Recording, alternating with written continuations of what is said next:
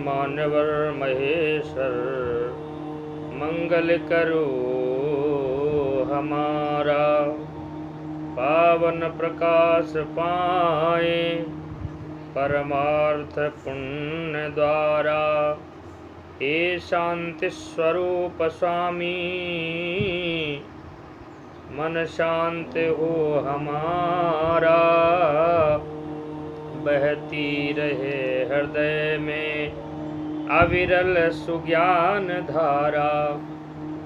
फिर अंत में पिताजी तुमको नमन करें हम।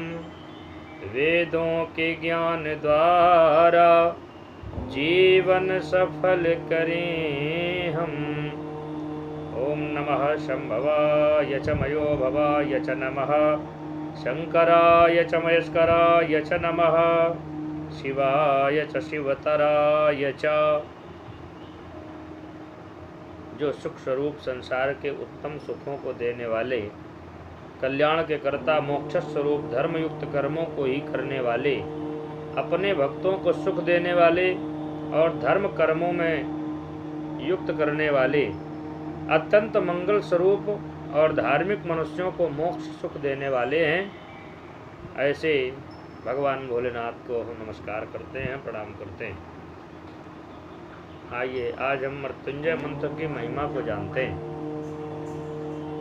ओम त्र्यंबकं यजामहे सुगंधिं पुष्टिवर्धनम् उर्वारुकमिव बन्धनान् मृत्योर्मुक्षीयमामृतात्।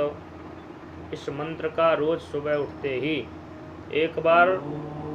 मात्र एक बार ही यदि एकाग्र चित्र हो करके उच्चारण कर लिया जाए तो ऐसे व्यक्ति की जिसने एकाग्र चित्त होकर एक बार भी उच्चारण किया है, आकस्मिक दुर्घटना नहीं हो सकती है। आकस्मिक दुर्घटना से रक्षा होती है। बीज मंत्र का संपुट देने से ये महामृत्युंजय बन जाता है और भी प्रभावशाली हो जाता है। बीज मंत्र संयुक्त होकर के ये इस तरह से बन जाता है। ओम ह्रौं ओम जूं सः भूर्भुवः स्वः त्र्यंबकं यजामहे सुगंधिं पुष्टिवर्धनम् उर्वारुकमिव बन्धनान् मृत्योर्मुक्षीयमामृतात्। भूर्भुवः स्वरों जूं सः ह्रौं ओम। इस तरह से ये महामृत्युंजय मंत्र बन जाता है।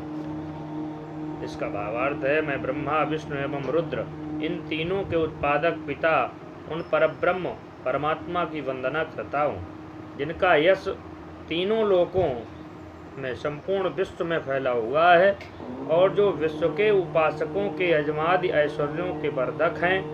वे अपने मूल से पृथक हुए ककड़ी के फल की तरह मुझे मृत्यु या मृत्युलोक से मुक्त कर अमृत तत्व सायुज्य मोक्ष प्रदान करें।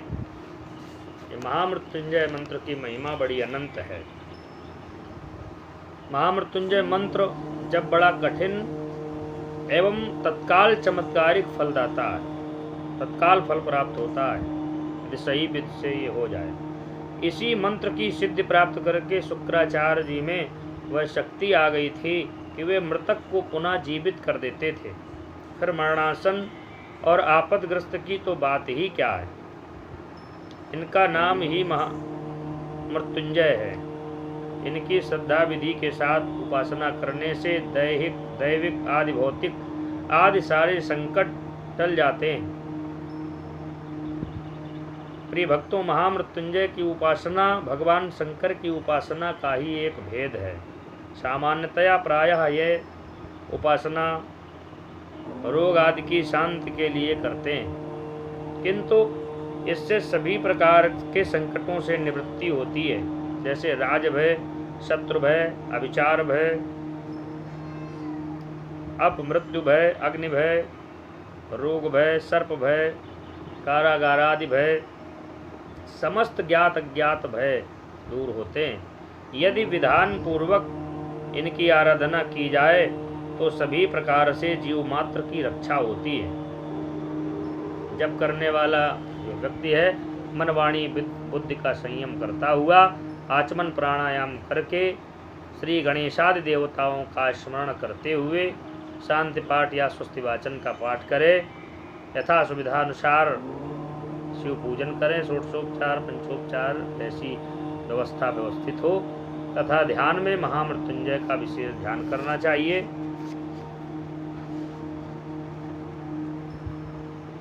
अंगन्यास करन्यास इत्यादि विनियोग आदि को भी करना चाहिए और महामृत्युंजय भगवान का ध्यान करना चाहिए।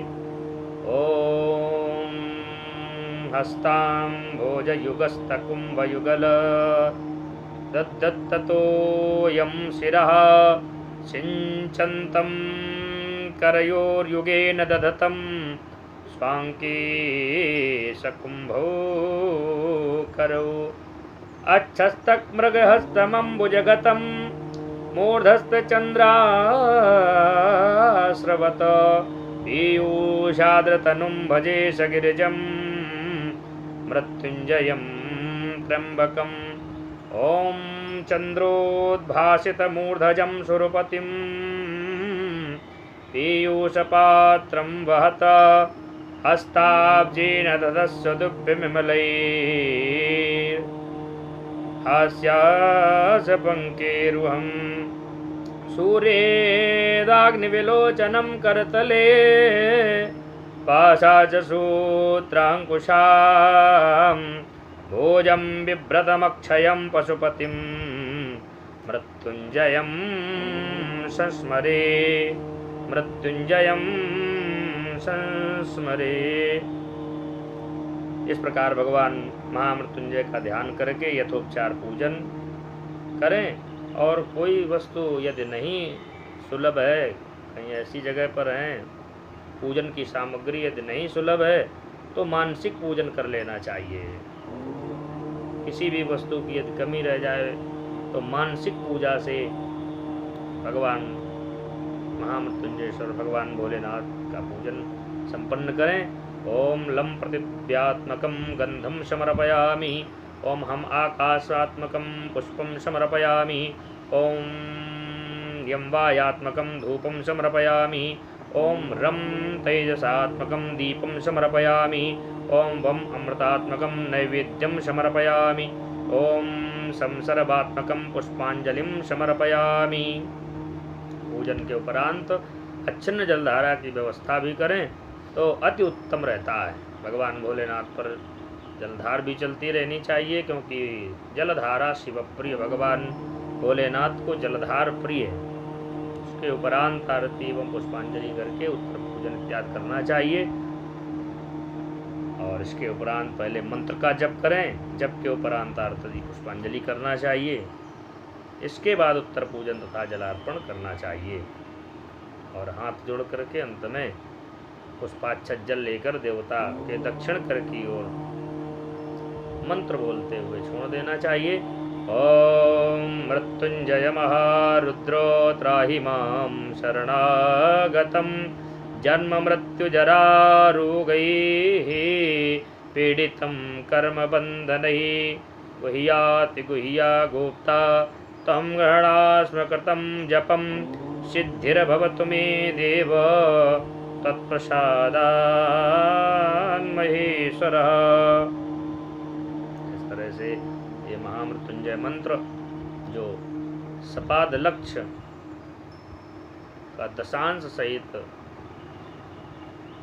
लेकर संकल्प करके इसे पूर्ण करना या कराना चाहिए आचार्यों के द्वारा। इसकी संपूर्ण सिद्धि के लिए अपामार्ग की समिधा को दूध, घृत और मधु से डुबोकर जप का दशांश हवन करना चाहिए।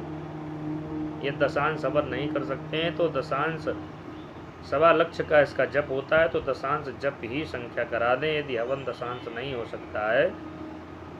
और विधान यही है कि घृत और मधु से डुबोकर जप का दशांश हवन करें। अपामार्ग की समिधा के द्वारा हवन का दशांश तर्पण करें, तर्पण का दशांश मार्जन करें, मार्जन का दशांश ब्राह्मण भोजन कराएं। इस प्रकार विधिवत अनुष्ठान करने से बड़ी व्याधियों का भी निवारण हो जाता है।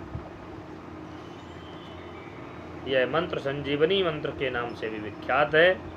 आजकल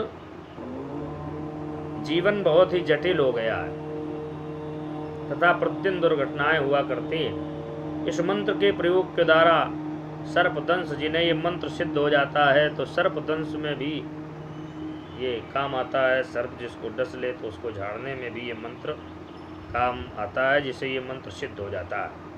बिजली या मोटर दुर्घटना तथा अन्य सभी दुर्घटनाओं से जीवन की रक्षा होती है। इसके अतिरिक्त यह मंत्र रोगों का भी निवारण करता है। दीर्घायु, शांति, धन संपत्ति, तुष्टि तथा सद्गतिदायक है। इस मंत्र के साथ जप करने से ऐसी भयानक व्याधियों का विनाश हो जाता है। बड़ी से बड़ी व्याधियां भी इस मंत्र के माध्यम से व्याधियों से मुक्ति मिल जाती है, व्याधियों का नाश होता है। जिनको असाध्य बताकर डॉक्टरों ने घुटने टेक दिए हों, बड़ी से बड़ी ऐसे रोग, ऐसी बीमारियां जो डॉक्टरों ने भी मना कर दिया हो, घुटने टेक दिए हों, इस मंत्र से मृत्यु पर भी विजय प्राप्त हो सकती है। इसीलिए इसे मृत्युंजय कहते हैं तथा यह मोक्ष का भी साधन है। भक्ति श्रद्धा के साथ में इस मंत्र को स्वयं करें, या नहीं कर सकते हैं तो ब्राह्मणों के द्वारा, आचार्यों के द्वारा विधिवत श्रद्धा भक्ति के साथ में इसे संपन्न करवाना चाहिए। मृत्युंजयेश्वर भगवान की जय। जय श्री कृष्ण, जय श्री राधे।